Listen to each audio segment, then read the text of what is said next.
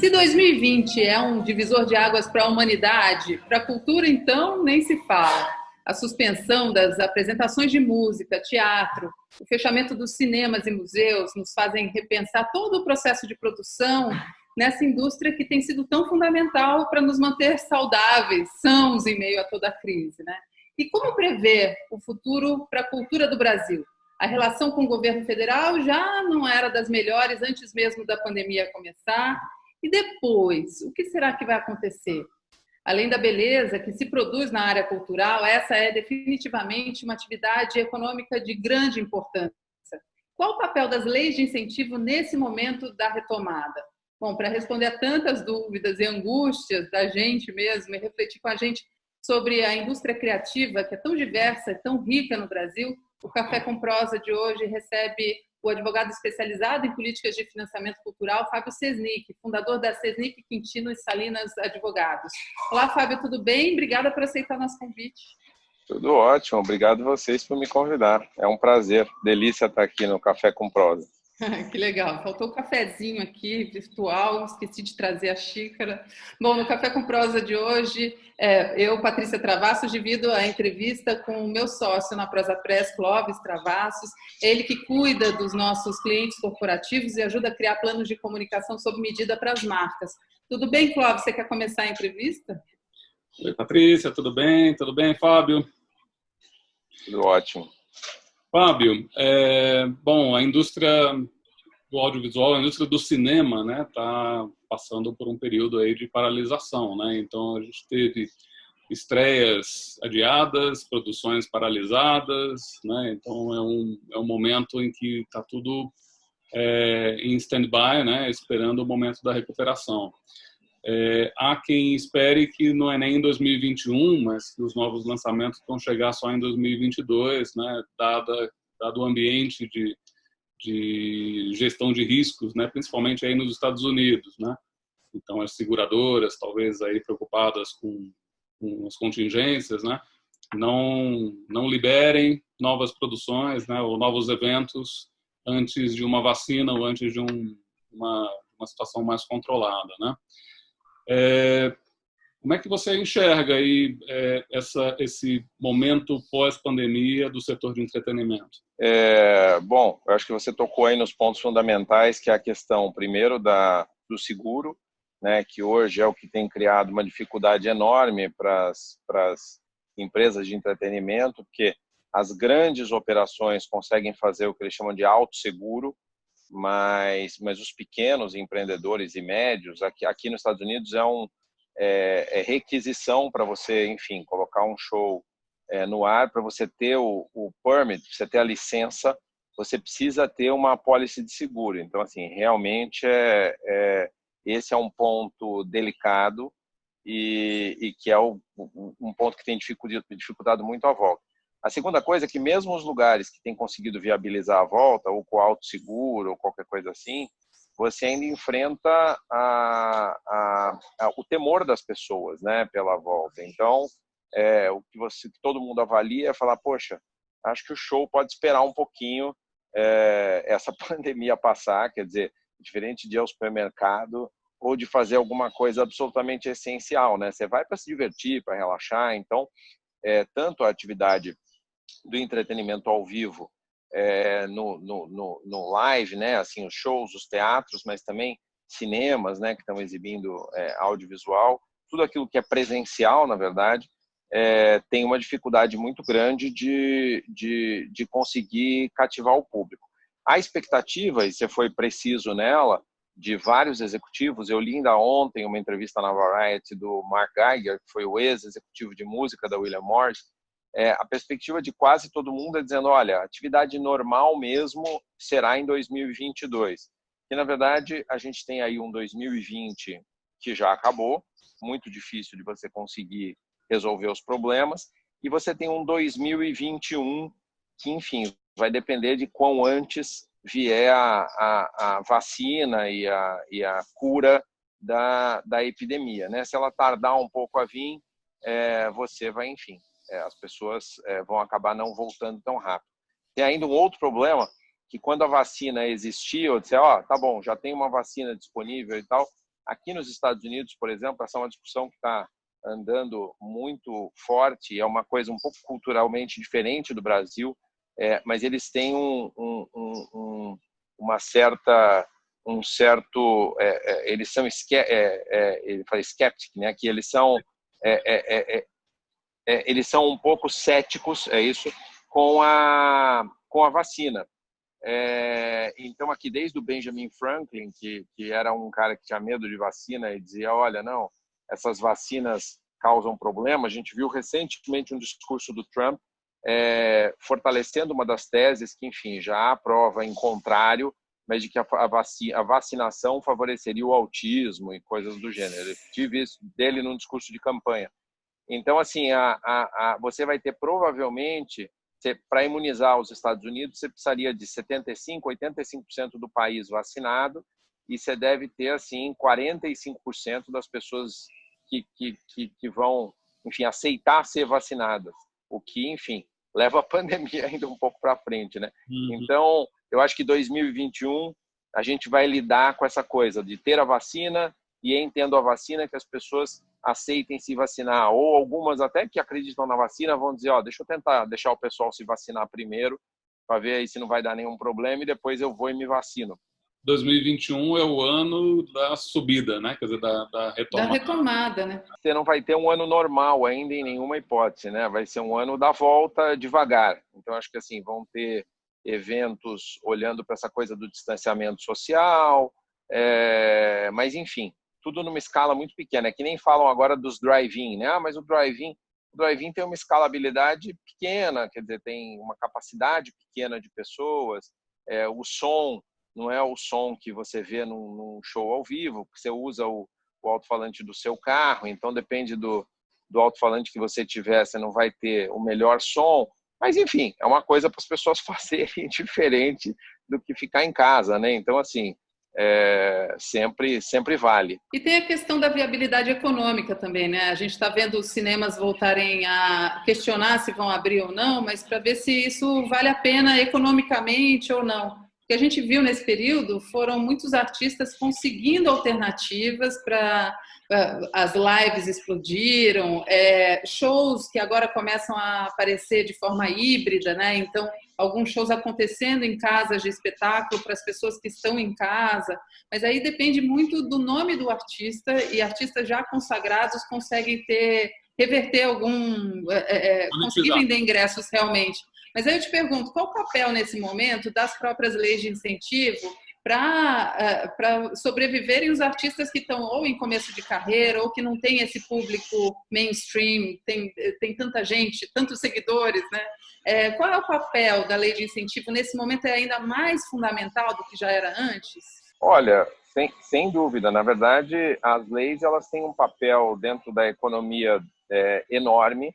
Elas permitiram, na verdade, que o setor se estruturasse, acho que tanto no audiovisual quanto no entretenimento ao vivo, elas têm um papel absolutamente fundamental.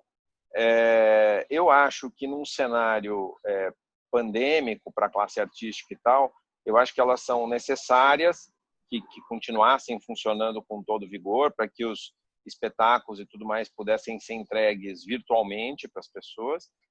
Mas mais do que isso, né? Também uma necessidade grande de existência de fundos de apoio, de fundos públicos, né? A Ancine anunciou ontem uma sequência de editais do Fundo Setorial para tentar beneficiar empresas, etc., para conseguirem se sustentar nesse período de transição. Algumas empresas, né? A gente viu o Itaú, por exemplo, o Itaú Cultural fez uma sequência de editais direto para a classe artística, muito positivo. Então, acho que assim, essas iniciativas são fundamentais, tanto em leis quanto em fundos, para permitir, na verdade, que o setor continue funcionando, né? Um setor onde tanto se investiu recursos, um setor onde o Brasil é tão competitivo, né, do ponto de vista internacional, e que pode permitir, na verdade, a sobrevida desse setor, sem dúvida. Você já consegue ter assim, uma percepção do ponto de vista federal, né, do governo federal, de como é que as coisas devem caminhar nessa nova gestão? Porque nós estamos aí com muita discussão em cima de Lei Rouanet, né, principalmente, tem a questão da lei do audiovisual, isso para falar de leis federais, né? Tem as leis locais, né, estaduais ou municipais, que aí já entram em outro tipo de discussão. Você já consegue ter um sentimento de como é que as coisas devem evoluir? Olha, eu quero sempre acreditar, né, que esses mecanismos eles são mecanismos de Estado, né, não são mecanismos de governo, ao contrário do que alguns tentaram frisar. Então, assim, as leis vêm funcionando desde 1995, né, a Lei Rouanet de 91, a Lei do Audiovisual de 93, em 95, 96 começaram a se dar apoios, né, que foram crescendo aí na linha do tempo, sempre com um olhar para o desenvolvimento do setor, para o desenvolvimento de mercado, né? Então eles foram mecanismos de Estado e não mecanismos de governo. Até agora, eu acho que assim, na parte dos incentivos, o audiovisual teve lá alguns sobressaltos, mas continuou basicamente funcionando. O ambiente da Rouanet, também com alguns sobressaltos até agora, continuou funcionando. E agora, no ciclo pandêmico, tem um problema adicional, que é o fato das empresas estarem reduzindo realmente as suas margens de lucro, né? O que deve impedir o apoio. Eu quero acreditar que continue assim. Claro que todo o tempo, principalmente por uma certa relação conflitiva do governo com esse mercado, né? A gente está sempre atento e preocupado, né? Por exemplo, agora desde o dia 2 de julho, que a Lei Rouanet não publica nenhum novo projeto, desde que entrou aí o novo secretário da Cultura. Quero acreditar que eles estão lá num ajuste de sistema e muito em breve voltarão a normalmente publicar, mas a gente sempre pega esses sinais e fica preocupado, né? Porque eu acho, principalmente pelo montante de recursos que foi investido aí na linha do tempo em todos esses mecanismos, seria um verdadeiro desperdício você agora simplesmente descontinuar, né? Porque agora que o mercado está ganhando musculatura, agora que a gente está vendo um conjunto de espetáculos acontecendo diariamente, que a gente tem visto o Brasil aí nas telas do audiovisual do mundo todo, graças a essa musculatura que foi gerada. E você vê que depois que isso aconteceu, os players privados começaram a participar mais ativamente. Hoje você tem, por exemplo, Netflix, Amazon e a própria Globo e outros players investindo no mercado brasileiro recursos próprios, sem qualquer tipo de incentivo. Mas isso só foi possível porque o Brasil tem criado um programa consistente nessa área. E eu acho que a gente ainda tem muitos players por vir. A gente tem visto isso muito ativamente nos planos dos grandes players. Então, assim, acho que não deveríamos desperdiçar a oportunidade. Realmente me preocupa. E nesse período o que a gente viu foi o streaming ganhando muita força, né? Então, novas plataformas surgindo e novos formatos também, né? Tem plataforma voltada para o mobile, por exemplo. Você acha que as leis de incentivo elas começam a se adequar a esses novos formatos? A gente pode esperar isso? Eu acho que as leis de incentivo, sem dúvida, precisam se adequar a esses novos formatos, né? Quer dizer, não faz sentido hoje, por exemplo, você ter os mecanismos do audiovisual não permitindo streaming como primeira janela, né? Porque assim, porque essa era uma grande dificuldade para nós produtores, né? Que muitas vezes havia aquela exigência da primeira janela ser um canal de televisão e não necessariamente o seu conteúdo está voltado para os poucos players de TV, né? E tem agora tantas outras alternativas, né? Tem a própria internet, o YouTube, tem outras plataformas de streaming agora para mobile, o Quibi, né? Que surgiu, tem outros lugares que a gente pode também exibir esse conteúdo de forma mais autoral, né?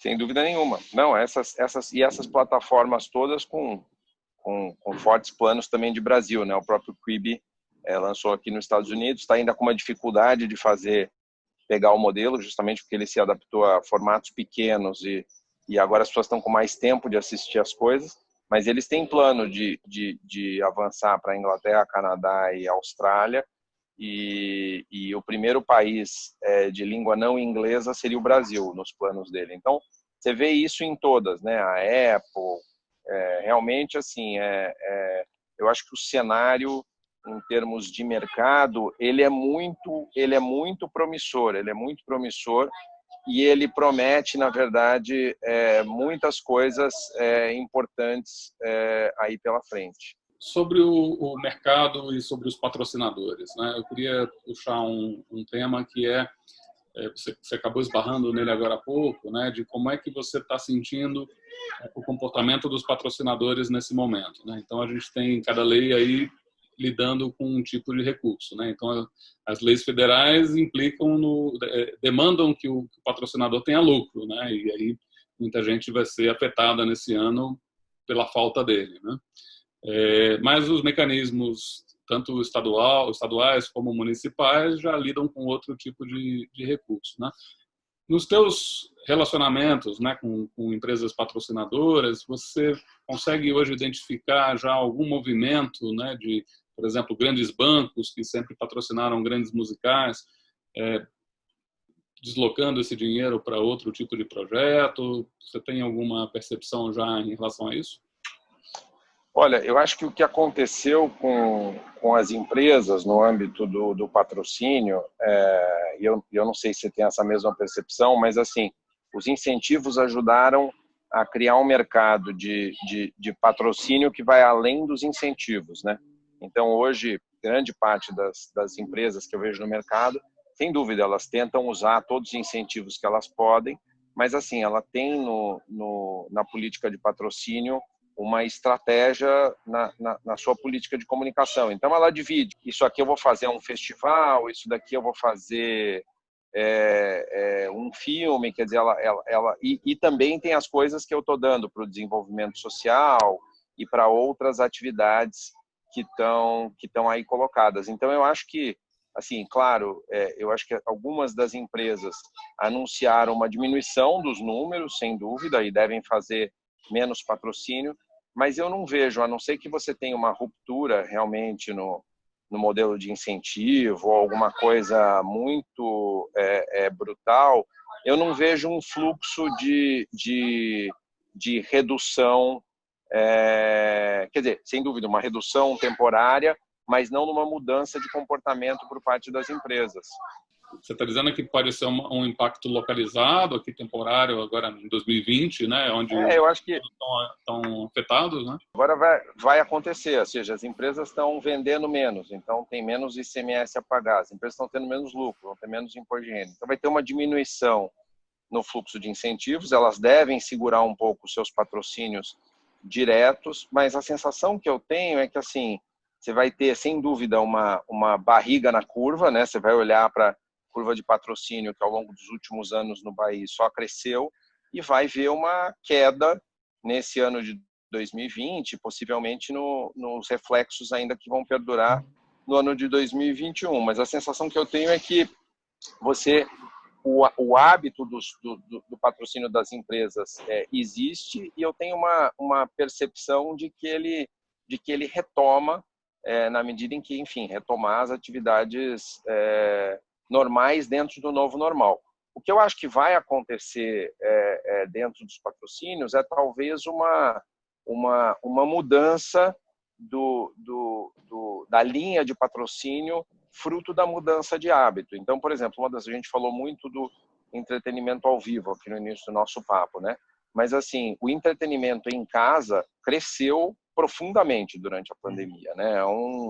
É um fato notório, assim, você vê os números de assinantes de Netflix, o número de downloads de vídeos e de transações, tudo isso cresceu muito fortemente durante a pandemia, e eu acho que a tendência, na verdade, são esses indicadores continuarão crescendo. Você vai ter mais conteúdo para equipamentos de VR consumido em casa, você vai ter mais conteúdo de televisão e tal, claro, com as dificuldades ainda que os produtores estão encontrando de filmar esses conteúdos, né? Mas você pega áreas, por exemplo, que basicamente não foram afetadas, animação, videogame, coisas que são facilmente... Cresceram, inclusive, né? Cresceram, videogame, nossa. Bombou, porque as pessoas estão jogando mais tempo e é alguma coisa que você pode facilmente produzir em casa, né? Uhum. Então, realmente tem um ganho. Então, só estou comentando isso para dizer que eu acho que talvez o patrocínio acompanhe um pouco essa tendência da mudança de hábito. Essa é a minha sensação, exato. Quer dizer, ele vai se adaptar a esse novo hábito do consumidor. Então, talvez de fato saia um pouco, sei lá, um pouco do show. Agora, automaticamente, o que está vindo para o show está indo para a live.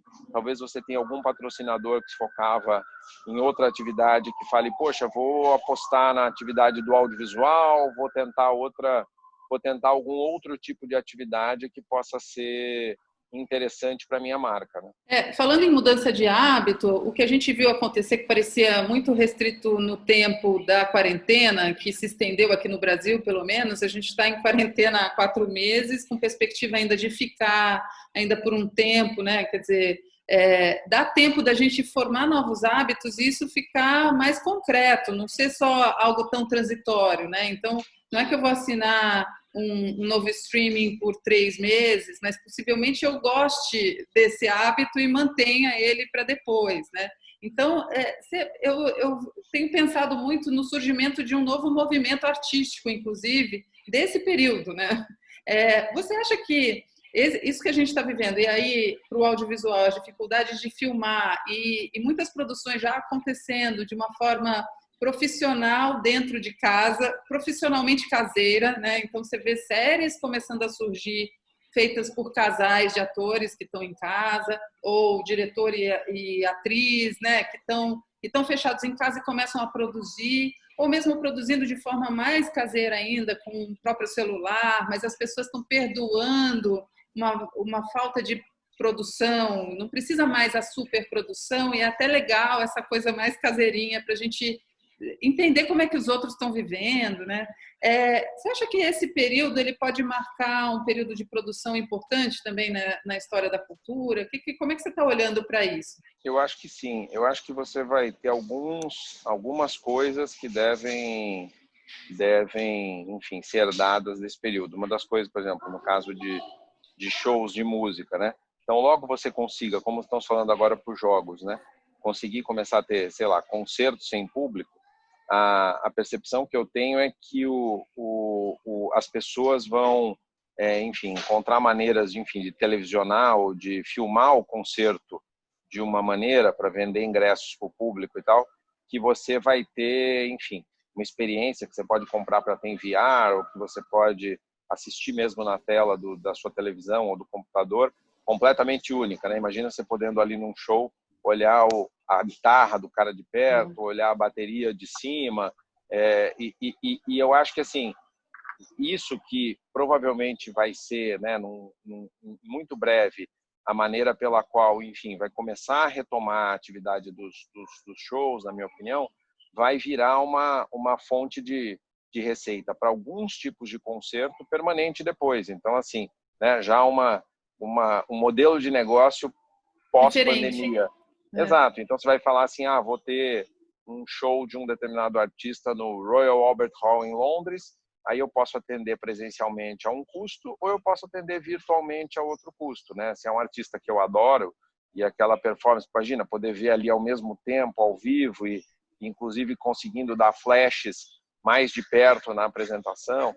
Então, acho que assim, essas coisas devem ser mudanças no modelo de negócio. Acho que do ponto de vista de criação também, né? A gente já vem aceitando mais assim essas brincadeiras ou essas coisas sendo produzidas, programas em cima de Zoom e desses outros aplicativos, onde as pessoas vão, enfim, produzindo conteúdos, fazendo graça, ou tentando ser criativos na maneira de interagir. Essas coisas, esses formatos, acho que se perenizarão depois da pandemia, né? Vão virar uma linguagem e um modelo, né? E a pandemia é temporária, né? O duro é saber o quão longo é esse temporário, mas assim, nós não vamos viver isso para sempre, né? E eu acho que sem dúvida vão sair vários outros modelos e muita criatividade desse aperto, né? Todo aperto traz depois um movimento e uma criatividade. Queria falar um pouquinho sobre oportunidades, né, dessa que a crise pode trazer, e aí aproveitando que você está aí nos Estados Unidos, em contato direto com a Casa Branca, né? Talvez não seja uma boa coisa nesse momento. Talvez a Casa Branca esteja meio distante aqui do mundo do entretenimento. Exatamente. Mas, entender aqui o seguinte, a gente hoje, olhando do ponto de vista de quem está no Brasil, tem um câmbio favorável para poder fazer negócios com o exterior, né? Não comprar, mas vender, né, para o exterior, né? E eu também já li análises dizendo que talvez a retomada no Brasil, não pelos melhores motivos, mas pode acabar acontecendo antes, né, da retomada nos Estados Unidos pela questão de gestão de riscos mesmo, né? Você que está acompanhando empresas se internacionalizando, né, eu queria explorar um pouquinho essa questão. Você acha que esse é um bom momento para se colocar a internacionalização na pauta, numa pauta de análise? Como é que você enxerga isso? Totalmente, totalmente. Eu acho que a pandemia, se é que a gente já não podia antes ver o mundo global, né, da maneira como ele está, a pandemia tornou ele mais global ainda, né? Eu acho que algumas empresas aqui estão percebendo que, por exemplo, se eu sou um grande estúdio, né, e eu tenho lá então, portanto, funcionários trabalhando em animação e tal, e eu estou agora me adaptando a colocar todas as pessoas para trabalhar em casa. A pergunta número 2 é assim, tá? Essas pessoas que trabalham em casa precisam estar todas aqui na Califórnia, porque o ponto é o custo de vida aqui é muito alto, né? Então, assim, para sustentar um custo de vida muito alto, você tem que pagar muito bem os profissionais das diferentes categorias. É muito caro ter um funcionário para fazer determinadas coisas. Então, assim, o que a pergunta logo número 2 é falar assim, bom, aqui eu estou sujeito a esse custo, aqui eu estou sujeito a determinadas regras sindicais. Que tal se eu contratar na Índia, contratar no Brasil, contratar na Argentina, né, que tem grandes profissionais? Sem dúvida nenhuma, assim, eles conseguem manter muito mais estrutura a um custo infinitamente menor. Então, eu acho que assim, há aí uma oportunidade para criadores, para pessoas, para talentos, e há uma oportunidade também para empreendedores, porque os contratos de produção de serviço, né, para tudo, para publicidade, para produzir animação, para produzir, vão ficar muito favoráveis, ainda mais com esse câmbio ao Brasil. Também acho que tem um olhar global, assim, você pegar alguns países onde a pandemia já praticamente está resolvida, né? A Nova Zelândia, por exemplo, está filmando firmemente, a Coreia do Sul já voltou, a Islândia já voltou. Então, assim, também, estou dizendo, para plataformas globais, enfim, não atuo dentro de nenhuma, mas assim, eu pressuponho que todas elas estão, nesse momento, contratando conteúdo desses lugares, ou até avaliando a possibilidade de levar conteúdos para esses lugares, se fossem conteúdos daqui ou de outros lugares, porque, sem dúvida nenhuma, você tem uma menor incidência ao risco. No caso do Brasil, que ainda tem muito risco, mas assim, se a gente tiver menos, como de fato parece que estamos, né? Somos mais agressivos em relação ao risco, eu acho que aí também cria um ambiente. Acho que menos, talvez, para as pessoas, para artistas daqui viajarem para aí, porque acho que vai ser sempre esse receio, fora as restrições governamentais, mas o receio de contrair a doença, né, que está grande no Brasil, mas sem dúvida para contratar conteúdos locais, né? Eu acho que nesse ponto é muito favorável. E esse movimento de internacionalização, ele hoje é alguma coisa viável? Você tem barreiras governamentais aí que dificultam isso, ou isso é uma coisa perfeitamente possível para o produtor brasileiro? Em termos burocráticos mesmo. Perfeitamente possível, perfeitamente possível. Aqui, por exemplo, no caso dos Estados Unidos, não tem restrição alguma a um brasileiro vir abrir a sua empresa e explorar o mercado como se americano fosse. Aliás, o americano não tem nenhum privilégio em relação ao brasileiro. Assim, talvez a única diferença é que alguém que já tem um CPF local, né, que aqui é o Social Security Number, a pessoa consegue abrir, às vezes, a empresa num dia para o outro. E um brasileiro que esteja fora do Brasil e que não tenha uma inscrição aqui, um Tax ID, um Social Security, ele leva talvez 15 dias e tal para conseguir se registrar com uma identidade fiscal, mas ele consegue fazer absolutamente tudo à distância, sem qualquer dificuldade. E eu acho que assim o mundo em geral tem se aberto a esse tipo de empreendimento. O mundo em geral está aberto a parceria, né? A pandemia, aliás, tem um fator assim, se você entender quais são os seus targets no longo prazo ou durante e pós-pandemia, as pessoas nunca tiveram tão disponíveis como agora, né? Como todo mundo está em casa, aquele executivo que estava o dia inteiro em reunião e que não tinha tempo para olhar e-mail, está olhando o e-mail agora, porque é a maneira que ele tem de receber a informação. E as reuniões dele são todas virtuais, né? Então, ficou mais fácil de acessar realmente as pessoas, assim, o tempo de resposta e a disposição do diálogo para novos modelos aumentou. E, sem dúvida, alguns segmentos estão sofrendo muito. Aqui nos Estados Unidos, por exemplo, as agências estão praticamente tendo que rediscutir o seu modelo, né? Porque trabalhavam muito com esse conceito. Bom, a parte era dedicada ao vivo, que perdeu a receita de um dia para o outro.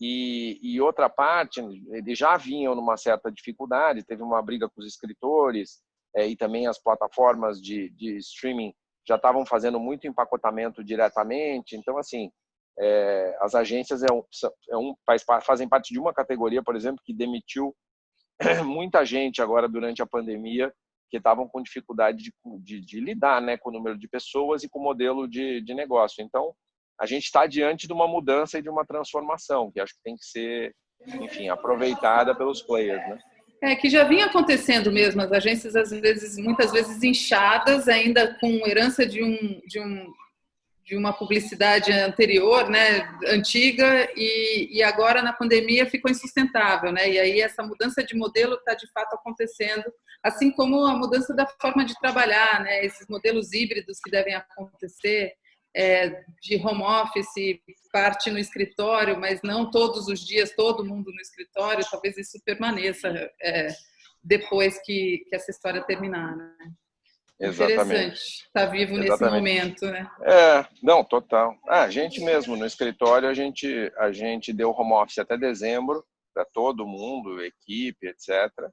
E assim, uma coisa que todos os escritórios estão considerando na política de retorno, estabelecer essa abertura mesmo, né? Falar, quem vai querer ter home office para sempre? Quem vai querer ter home office parcial? Se você olhar, é o que as empresas estão discutindo, né? A Google, a Facebook deram home office até o final do ano. A Twitter já anunciou que vai permitir quem quiser trabalhar de casa para sempre trabalhar. Para os negócios que podem ser feitos dessa forma, claro, se você é faxineiro, você precisa ir presencialmente na casa da outra pessoa para poder limpar, né? Não tem faxina virtual. Mas para atividades que permitem, eu acho que isso vai ser mais e mais comum. E isso vai melhorar o trânsito na cidade, vai melhorar a poluição, mas vai criar colapso em vários outros sistemas, né? O sistema aéreo, por exemplo, vai ver, não sei como é que vai resolver, porque as pessoas vão viajar menos, e outros, né? Você vai ter uma diminuição grande. Exato. Quer dizer, a gente que voava toda hora, né? Fazer uma reunião, vamos ali para Brasília, vamos para não sei onde. Muito fácil, né? Hoje, eu acho que provavelmente no futuro esse hábito vai mudar um pouco. Eu acho que é a forma de viver com a inovação mais nítida, né? Então a gente vinha mergulhando nesse universo da inovação e falando muito dessa postura necessária de se abrir para o novo. Agora a gente, sem querer, está tendo que fazer isso, porque tudo é novo, né? Então a gente vai refletindo, o jeito de trabalhar ficou melhor, ficou pior, o que a gente faz, né? Interessante isso. E eu acho que agora eu acho que para o entretenimento e para sociedades em geral, a gente vai ter uma discussão enorme sobre essa é uma discussão profunda e difícil, mas sobre essa questão de como é que a gente vai ver o mundo do futuro, né? Porque assim, na minha opinião, o mundo hoje precisa de muita compreensão, de muito cuidado com o próximo, né? E tem que ser um mundo de menos agressividade, menos individualismo, né? E a gente tem um embate que está colocado aí que tem relação com isso, né? Quer dizer, que mundo queremos daqui para frente, porque acho que a pandemia, no caso de alguns líderes globais, eu falo aqui pelo Trump, por exemplo, aquele discurso do America First, né, ele não era só America First, ele era America First, My Family First, Myself First, ou seja, eu estou muito menos preocupado com o meu vizinho e muito mais preocupado em me resolver, né? Eu acho que as sociedades daqui para frente vão ter que fazer escolhas mesmo. Eu acho que o mundo pode ser um mundo de mais egoísmo e mais fechamento de fronteiras, o que eu acho que vai criar dificuldades a essa globalização, sem dúvida. Aí quando a gente falou nessa história das integrações, né, dos países trabalhar para o outro de maneira colaborativa, quer dizer, talvez realmente se criem barreiras para reforçar o isolacionismo, ou talvez não, ou talvez realmente assim, o mundo diante do choque da pandemia, diante de uma doença que não te permite o sossego antes de todas as outras pessoas não estarem contaminadas, né? Diferente de fome, né? Se outra pessoa tem fome e você não tem, rigorosamente tudo bem se você não quiser olhar para o próximo. Mas na pandemia não, né? Enquanto alguém tiver o Covid e não tiver vacina, você pode pegar o Covid. Então, assim, ele pode ter um outro caminho também que fale com solidariedade, né? Falando, olha, podemos ter um mundo mais solidário, podemos ter um mundo onde realmente, a partir de agora, temos que pensar mais no próximo. E aí, sem dúvida, que as estruturas colaborativas têm muito mais chance de se desenvolver, né? Mas isso depende de uma centena de fatores, de política e tudo mais, que aí acho que vamos ver o que é que as escolhas que o mundo faz daqui para frente. Muito bom. Muito obrigado pelo papo, foi excelente. Obrigada, Fábio, aí por nos atender e dividir com a gente essas reflexões, porque a gente está realmente querendo entender um pouco onde a gente está, para onde a gente vai, o que nós podemos fazer para esse mundo ficar melhor mesmo. E assim, super obrigado vocês. Eu também, assim, termino com um pouco de otimismo, sabe? Eu acho que, sem dúvida, não dá para fechar os olhos para tantos problemas que a gente viu ao redor ao mesmo tempo, né? Pessoas morrendo com a pandemia, essa questão racial, né? Que também os Estados Unidos veio vivendo aqui nos últimos tempos e que refletiu para o mundo todo. Então, acho que tem o entretenimento, né, se desfacelando. Então, uma série de dificuldades que a gente o abismo social que ficou tão evidente aqui no Brasil, né, em outros lugares também. Então, na verdade, assim, acho que todas essas dificuldades, você pode olhar para elas todas e falar, nossa, está tudo muito ruim, o mundo vai acabar. Ou você pode olhar para elas todas e falar assim, nossa, foi nos dado uma oportunidade de realmente fazer uma coisa totalmente diferente, né? De pensar diferente, de estruturar diferente. Então, acho que temos aí um grande cenário, uma grande oportunidade para o futuro. Quero acreditar. Muito bom. Muito obrigada, querido. Maravilha. Obrigado a vocês. Um abração. Um abraço. Tchau, tchau.